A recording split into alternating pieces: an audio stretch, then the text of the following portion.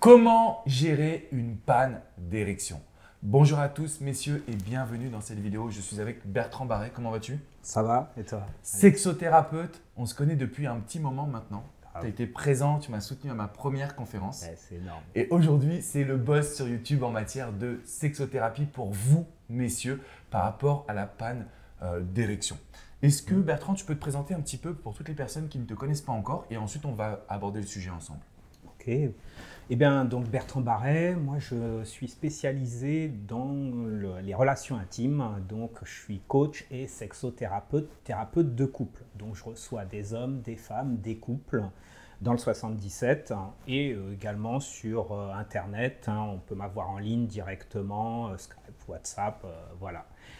Et donc on parle de sexualité, d'intimité. Alors, comment on fait? Parce que moi, j'ai justement eu des personnes qui sont venues me voir, qui me disaient, Alex, j'ai eu une panne d'érection et ça me… déjà, c'est un trouble de la confiance en soi derrière. Il y a des difficultés pour retrouver du plaisir au lit. Comment toi, tu vas accompagner un homme qui a des pannes d'érection et qui se dit, qu'est-ce que je peux faire? La première chose que je demande aux hommes qui viennent me voir, c'est est-ce qu'ils ont été voir un médecin? La priorité, c'est vérifier que physiologiquement parlant, il n'y ait pas de souci. Il faut vraiment vérifier cardio, hormones, tout ce qui va faire en sorte qu'au niveau physiologique, on constate que c'est OK. Très bien. Donc, et ensuite, je leur explique qu'est-ce qui se passe. Et là, on va un peu détailler, mais on ne va pas forcément parler de sexualité tout de suite. On va parler de leur contexte de vie. Le stress? Exactement. Le premier facteur qui fait qu'un homme n'a plus d'érection, c'est le stress. Qu'est-ce qui se passe dans votre vie? Qu'est-ce qui a fait que ça ne marche plus? Alors du coup, moi, ce que je trouve intéressant, c'est que le stress, en fait, il peut aussi venir d'un manque de confiance en soi. Par exemple, on peut se mettre la pression, on se dit, tiens, il faut absolument que je donne du plaisir à cette femme, ou elle est trop belle pour moi, il va falloir que j'assure. Est-ce que tu vois des hommes qui se disent ça, même après plusieurs années en couple, ou alors c'est que pour les débuts de relation, les pannes d'érection? Ça dépend. Ça dépend. Il y a énormément de contextes. Tu as des hommes qui sont en couple depuis 20 ans, 25 ans, et puis il y a un phénomène qui arrive dans leur vie. Ils perdent leur emploi, il y a une pression énorme, il y a l'arrivée d'un enfant, et hop, ça ne marche plus. Et là, ils sont complètement perturbés. Et du coup, si physiologiquement, c'est-à-dire si c'est validé avec le médecin que ce n'est pas un problème d'hormones ou un problème médical, est-ce que tous les hommes peuvent surmonter une panne d'érection? Complètement. Parce que à partir du moment où le corps fonctionne, ça veut dire que c'est là-dedans. Qu'est-ce qui se passe? Si la personne se dit waouh, il y a une première panne, ça n'a pas marché. La compagne, elle est un peu déçue. Elle lui fait comprendre que c'était pas terrible. Il commence à gamberger. Et ça reste. Ça reste et ça tourne et ça revient. Mais je vais pas y arriver. Donc il n'ose même plus toucher sa partenaire. Et à ce moment-là, c'est l'hécatombe.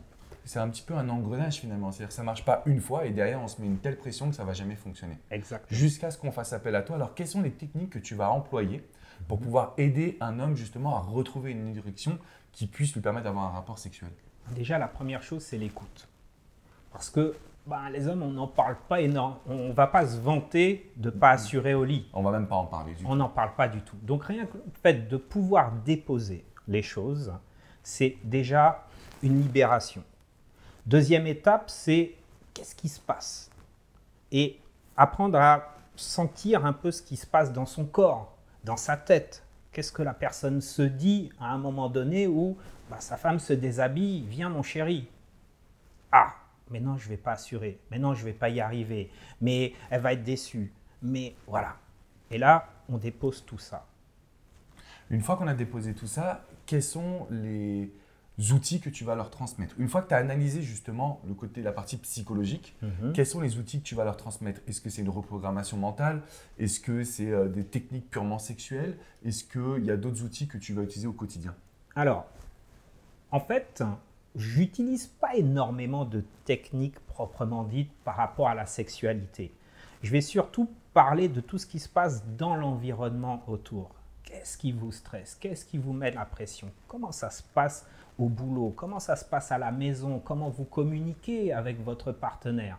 Et finalement, la personne se remet en question, se dit « Ah, mais j'aurais pu essayer ça ». Je lui permets, en fait, la gestalt que j'utilise va permettre à la personne de prendre du recul sur elle et de se dire, tiens, il y a peut-être d'autres possibilités, d'autres ouvertures. Et c'est ça qui va permettre à la personne progressivement de revenir vers sa partenaire, de recréer un lien. Et finalement, les choses se passent. Et hop, tiens, L'érection est là. ça redémarre, formidable. Voilà. Est-ce que tu conseilles aussi du coup, c'est une question que je me suis toujours posée, parce que quand on a une panne d'érection, on perd confiance en soi. Est-ce que tu conseilles la masturbation, tu vois, de réapprendre à se réapproprier son sexe et le processus en fait, qui nous permet d'avoir une éjaculation ou pas?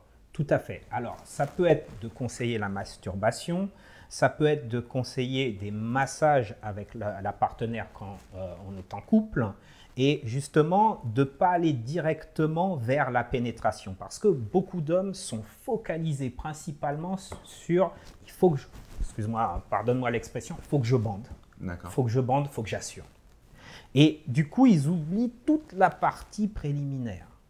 Monter l'excitation, prendre du plaisir. Exactement, exactement. Et je leur préconise déjà dans un premier temps, pour déstresser, de s'occuper de madame, se focaliser sur madame à 200%. De lui donner du plaisir, de Voilà. lui susurrer des mots à l'oreille, ce genre de choses. Voilà, et les caresses. Et on ne touche pas, on ne pénètre pas. Hyper intéressant tout ça. Eh oui. Donc comme ça, il n'y a plus la pression de « il faut y aller, il faut que je rentre ». Alors, en termes de durée, combien de temps ça prend? Alors, je sais que chaque cas est unique, mais grosso modo, est-ce qu'il faut une session, 2 séances, 3 séances pour pouvoir vraiment retrouver une érection et ne plus avoir de panne, justement? Ça va vraiment dépendre de la personne, du contexte dans lequel elle est, de la relation au niveau du couple. On va dire, allez, ça peut être extrêmement rapide, ça peut 4-5 séances, jusqu'à 8-12 séances. En fonction de la problématique profonde. Voilà, exactement. Et est-ce qu'il y a une typologie de personnes qui viennent te voir? Par exemple, est-ce qu'un jeune de 19 ans peut avoir une panne d'érection? Est-ce qu'il faut, tu vois, on parle de personnes de 50, 55 ans, 60 ans qui peuvent peut-être avoir plus de dysfonctionnement? J'ai vraiment tout. Alors, pour les jeunes, le désastre, c'est la pornographie. Alors, on va faire justement une vidéo là-dessus. Je pense que c'est très important qu'on en parle aujourd'hui ouvertement. Mais du coup, la pornographie va créer un dysfonctionnement. Pour les personnes qui sont plus âgées, c'est quoi? C'est l'âge? C'est l'âge, la routine, le stress parce que y a la famille, il y a le boulot. C'est vraiment toujours le contexte, un engrenage qui fait que on s'enlise et puis il n'y a plus le petit piment qui fait que… Alors, à partir d'aujourd'hui, messieurs, moi, vraiment, ce que je retiens de ce que vient de dire Bertrand, c'est que déjà, tous les hommes, vous et moi et tout le monde, quand on a une panne d'érection, on est vraiment capable de pouvoir en sortir. Soit il y a une problématique médicale et dans ces cas-là, il faut voir votre médecin traitant, soit c'est vraiment très psychologique, vous le savez, et vous devez faire appel à un professionnel. Bertrand est un professionnel depuis plusieurs années que je côtoie. C'est un homme extraordinaire qui va pouvoir vous accompagner et vous aider.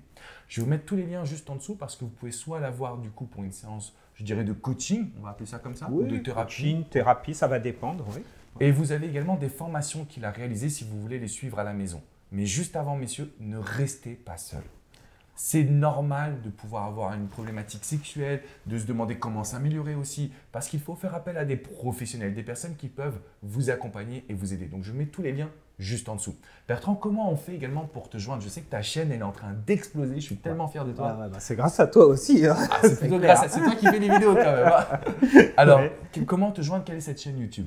Donc c'est Bertrand Barret, donc vous tapez Bertrand Barret sur YouTube, sexothérapeute, et donc là il y a 16 000 abonnés. Et génial. C'est énorme, je suis super content, et donc à partir de là, suivez mes vidéos, je vous donne plein d'indications sur comment gérer votre érection, comment prendre du recul par rapport à votre situation, et puis avoir un bon échange avec votre partenaire.